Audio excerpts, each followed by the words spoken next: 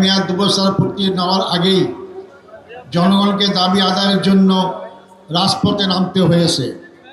আমরা সরকারকে বলতে চাই, রাজপথের আন্দোলন কিন্তু আপনাদের জন্য ভালো বার্তা দেবে না। যে গণভোট আমরা সবাই অংশগ্রহণ করেছি, প্রায় 70% লোক গণভোটের পক্ষে রায় দিয়েছে। সেই গণভোট আপনারা ক্ষমতায় গেলে বাস্তবায়ন করবেন, সুবিধাও জনগণকে দিয়েছিলেন। আজকে ক্ষমতা আসার পর আওয়ামী ফ্যাসিস্টের মতো আপনারা ফ্যাসিস্ট হওয়ার জন্য চেষ্টা করছেন। আওয়ামী ফ্যাসিস্টকে বাংলাদেশের জনগণ 16 বছর আন্দোলন করে তাড়িয়ে দিয়েছে।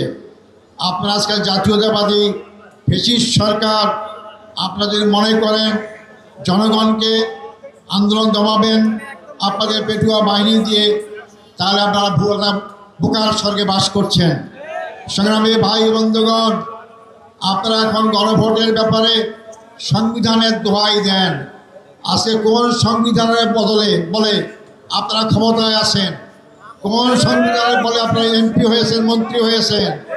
কোন সংবিধান বলে আপনারা প্রধানমন্ত্রী হয়েছেন? একটা আইন মানবেন আর আরেকটা আইন মানবেন না।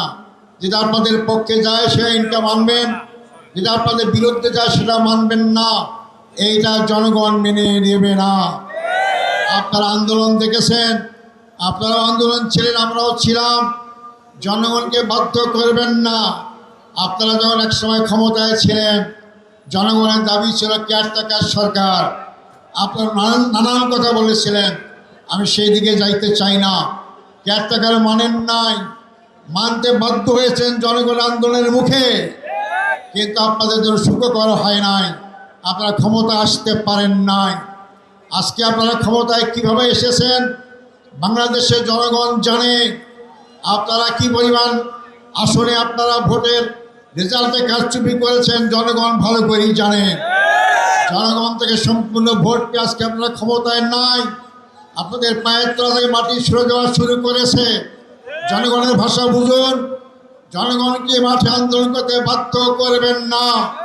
এই জনগণ যদি আন্দোলন করতে মাঠে নামে, আমরা বলতে চাই জনগণ দাবি আদায় আগ পর্যন্ত রাজপথ ছাড়বে না ইনশাআল্লাহ।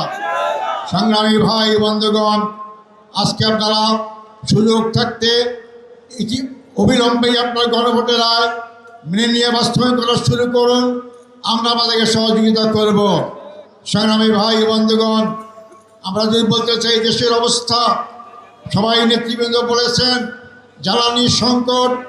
আমরা যখন সংসদে কথা বলি জ্বালানির ব্যাপারে, জ্বালানি মন্ত্রী বলেন জ্বালানি কোনো সংকট নাই। তো জ্বালানি সংকট যদি না থাকে, স্কুলে কর্মঘণ্টা কমাইলেন কেন? সরকারি কর্মঘণ্টা কমাইলেন কেন? তাহলে আজকে শত শত হাজার হাজার লোক লাইন ধরে তেল নেওয়ার জন্য চেষ্টা করে কেন? এটাই জ্বালানি সংকট দেখতে পারেন না আপনারা? হ্যাঁ, আপনারা দেখতে পারবেন। যখন জনগণের রুদ্রসে পড়বেন তখন সবই ঠিক পাবে ইনশাআল্লাহ। সংগ্রামী ভাই বন্ধুগণ, আপনারা আজকে ক্ষমতা 2 মাস হতেই আবার চাঁদাবাজি শুরু করেছেন। চাঁদাবাজিতে এই দেশের জনগণ অতিষ্ঠ হয়ে গিয়েছে। আপনারা নিজেরাই সরকারি দল থেকে মব সৃষ্টি করছেন, আপনার প্রকারান্তরে জনগণ উস্কিয়ে দিচ্ছেন মব সৃষ্টি করে আপনাদের ঘেরাও করার জন্য।